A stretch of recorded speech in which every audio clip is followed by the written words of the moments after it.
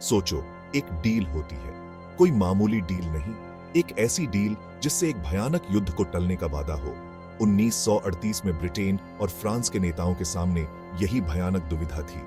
30 सितंबर 1938 को हस्ताक्षरित इस समझौते ने नाजी जर्मनी को चेकोस्लोवाकिया के एक क्षेत्र सुडेटेनलैंड पर कब्जा करने की अनुमति दी। तुष्टीकरण का यह कार्य, जिसका उद्देश्य हिटलर की भूख को शांत करना और युद्ध को टालना था, इसके बजाय एक ऐसे वैश्विक संघर्ष का मार्ग प्रशस्त करेगा जो जितना किसी ने सोचा भी नहीं था, उससे कहीं अधिक विनाशकारी होगा। म्यूनिख समझौते को समझने के लिए हमें 1930 के दशक में वापस जाना होगा। प्रथम विश्व युद्ध के जख्मों से जख्मी यूरोप एक ऐसा कॉन्टिनेंट था जो अराजकता के कगार पर था। महामंदी ने दुनिया को अपनी चपेट में ले लिया था, जिससे बेरोजगारी और निराशा फैल गई थी। जर्मनी में एक करिश्माई लेकिन खतरनाक नेता इस उथल-पुथल का फायदा उठा रहा था। उसका नाम था एडोल्फ हिटलर। हिटलर नेशनवाद और प्रथम विश्व युद्ध में जर्मनी की हार पर नाराजगी के एक जहरीले मिश्रण से प्रेरित होकर अपने राष्ट्र को उसके पूर्व ग्लोरी को बहाल करने का वादा किया।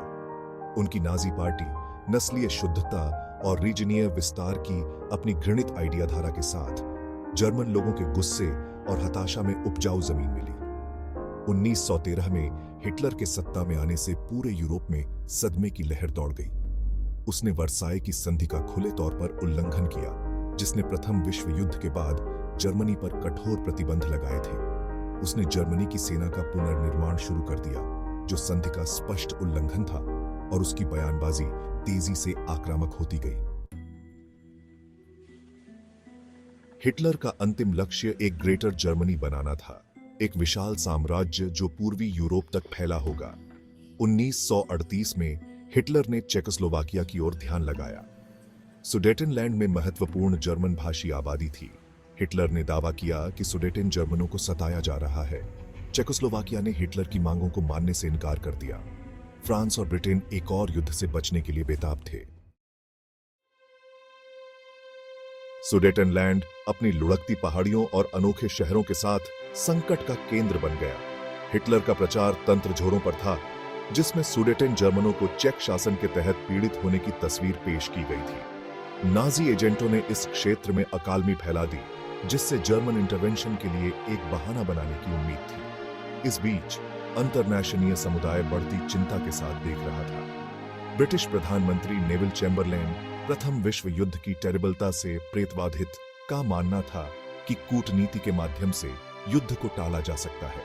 वह आश्वस्त था कि सुडेटेनलैंड संकट का कालमीपूर्ण समाधान खोजना एक और विनाशकारी संघर्ष को रोकने के लिए आवश्यक था। तुष्टीकरण में चैम्बरलेन का विश्वास, यह विचार कि हिटलर को रियायतें देने से उसकी महत्वाकांक्षाएं पूरी हो सकती हैं और युद्ध को रोका जा सकता है, एक घातक गलत अनुमान साबित होगा। भाग 5। एकत्रित होता स्टॉर्म। जैसे जैसे तनाव बढ़ता गया, चैम्बरलेन ने सितंबर 1938 में हिटलर के साथ उच्च स्टेक्स वाली बैठकों की एक श्रृंखला शुरू की। उसने हिटलर को उसकी डिमांडों से पीछे हटने के लिए मनाने और संकट का कालमीपूर्ण समाधान खोजने की आशा की। हालांकि हिटलर एक मास्टर मैनिपुलेटर था। उसने इन बैठकों का इस्तेमाल रियायतें निकालने के लिए किया, जबकि कभी भी समझौता करने का इरादा नहीं था। 12 सितंबर 1938 को हिटलर ने न्यूरनबर्ग में एक नाजी रैली में एक उग्र भाषण दिया। उन्होंने सुडेटेन जर्मनों के कथित दुर्व्यवहार के खिलाफ आवाज उठाई और घोषणा की कि जर्मनी उनकी रक्षा के लिए बल प्रयोग करने के लिए तैयार है। भाषण ने पूरे यूरोप में सदमे की वेवें भेज दी, जिससे यह स्पष्ट हो गया कि युद्ध एक वास्तविक संभावना है। स्थिति के तेजी से बिगड़ने के साथ चैम्बरलेन ने आखिरी बार हिटलर से मिलने का फैसला किया।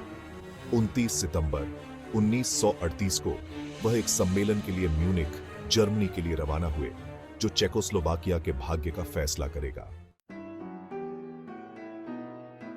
भाग 6। तुष्टीकरण, एक फॉस्टियन बार्गेन।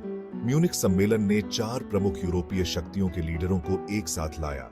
ब्रिटेन के नेविल चैम्बरलेन, फ्रांस के एडोर्ड डालाडियर, इटली के बेनिटो मुसोलिनी और निश्चित रूप से जर्मनी के एडोल्फ हिटलर।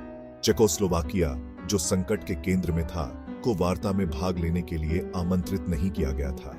चैम्बरलेन और डालाडियर लगभग किसी भी कीमत पर युद्ध से बचने के लिए बेताब थे, हिटलर को खुश करने को तैयार थे। उनका मानना था कि उसे सुडेटेनलैंड देने से उसकी महत्वाकांक्षाएं पूरी होंगी और व्यापक संघर्ष को रोका जा सकेगा। मुसोलिनी कालमीदूत की भूमिका निभाने और हिटलर के साथ अपने गठबंधन को मजबूत करने के लिए उत्सुक ने तुष्टीकरण के विचार का समर्थन किया। सम्मेलन में माहौल तनावपूर्ण था, हवा में इतिहास का भार लटका हुआ था। हिटलर ने अपने समकक्षों में कमजोरी को भांपते हुए सुडेटेनलैंड के तत्काल विलय की मांग करते हुए अड़ियल बने रहे। भाग 7 दुर्फेटपूर्ण बार्गेन। घंटों की तनावपूर्ण बातचीत के बाद 30 सितंबर 1938 के शुरुआती घंटों में म्यूनिख समझौते पर हस्ताक्षर किए गए। समझौता तुष्टीकरण का एक आश्चर्यजनक कार्य ने सुडेटेनलैंड को जर्मनी को हैंड दिया, बिना एक भी गोली चलाए चेकोस्लोवाकिया को प्रभावी ढंग से विघटित कर दिया। समझौते की शर्तें चेकोस्लोवाकिया के लिए अपमानजनक थी। जर्मनी तुरंत सुडेटेनलैंड पर कब्जा कर लेगा। चेकोस्लोवाकिया को अपने सैनिकों और पुलिस को इस क्षेत्र से हटाना पड़ा, जिससे उसके डिफेंसेस और बुनियादी ढांचे को पीछे छोड़ना पड़ा। कोई भी सुडेटेन जर्मन जो चेकोस्लोवाकिया में रहना चाहता था, उसे नाजी शासन की दया पर छोड़ दिया गया था। ब्रिटेन और फ्रांस ने काम में सुनिश्चित करने के एक गुमराह प्रयास में चेकोस्लोवाकिया की नई सीमाओं की गारंटी दी। म्यूनिख समझौता हिटलर के लिए एक जीत थी। उसने बिना एक भी गोली चलाए जर्मन क्षेत्र का विस्तार करने का अपना लक्ष्य हासिल कर लिया था और उसने वेस्टी शक्तियों की कमजोरी और फूट को उजागर कर दिया था। भाग 8 चेकोस्लोवाकिया के साथ बिलीफघात। चेकोस्लोवाकिया में म्यूनिख समझौते की खबर सदमे और आक्रोश के साथ मिली। चेकोस्लोवाक सरकार अपने सहयोगियों द्वारा बिलीफघात महसूस कर रही थी कि पास समझौते को स्वीकार करने के अलावा कोई विकल्प नहीं था, यह जानते हुए कि ब्रिटेन और फ्रांस के समर्थन के बिना प्रतिरोध व्यर्थ था। चेक लोग तबाह हो गए थे। जिन कंट्रियों पर उन्होंने सुरक्षा के लिए भरोसा किया था, उन्हीं ने उनके साथ बिलीफघात किया था। देश के नेता, जिन्हें कभी नायक के रूप में देखा जाता था, अब उन्हें खलनायक के रूप में देखा जाने लगा। जिन्होंने एक तानाशाह को खुश करने के लिए अपने राष्ट्र को बेच दिया था। म्यूनिख समझौते का चेकोस्लोवाकिया के लोगों पर गहरा प्रभाव पड़ा। इसने पश्चिम के प्रति, विशेष रूप से ब्रिटेन और फ्रांस के प्रति कटुता और आक्रोश की गहरी भावना पैदा की। म्यूनिख के बिलीफघात ने चेकोस्लोवाकिया के भविष्य पर एक लंबी छाया डाली। भाग 9 तुष्टीकरण की प्राइस। म्यूनिख समझौते से कालमी नहीं आई। इसके बजाय इसने हिटलर को और अधिक प्रोत्साहित किया, जिसने इसे पश्चिम में कमजोरी के संकेत के रूप में देखा।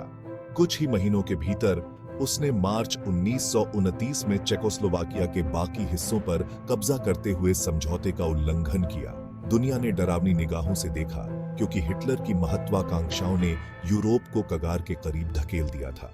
चेकोस्लोवाकिया का पतन हिटलर के असली इरादों के बारे में किसी भी शेष भ्रम को चकनाचूर कर देता है। यह स्पष्ट हो गया कि तुष्टीकरण एक फिरवह विफलता थी। ब्रिटेन और फ्रांस ने अंत में अपने तरीकों की मूर्खता को महसूस करते हुए तुष्टीकरण की अपनी नीति को त्याग दिया और फिर से हथियार बनाना शुरू कर दिया। लेकिन तब तक बहुत देर हो चुकी थी।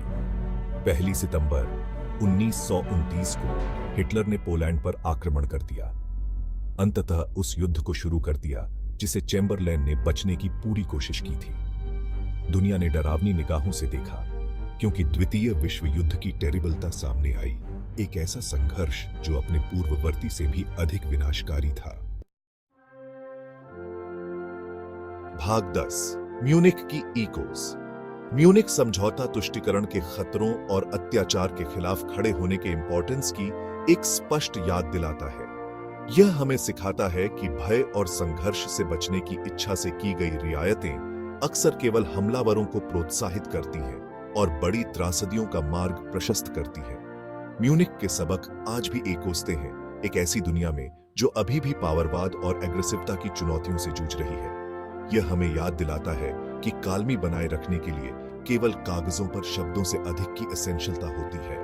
इसके लिए साहस, रिजॉल्व और स्वतंत्रता और लोकतंत्र के मूल्यों की रक्षा करने की इच्छा की एसेंशियलता होती है। जैसा कि हम 1938 की घटनाओं को याद करते हैं, आइए हम उन लोगों की स्मृति का सम्मान करें जिन्होंने म्यूनिख समझौते के रिजल्ट स्वरूप एक ऐसी दुनिया के प्रति अपनी प्रतिबद्धता की पुष्टि करके पीड़ित हुए जहां बिलीफ घात और तुष्टिकरण के ऐसे कृत्य कभी न दोहराए जाएं।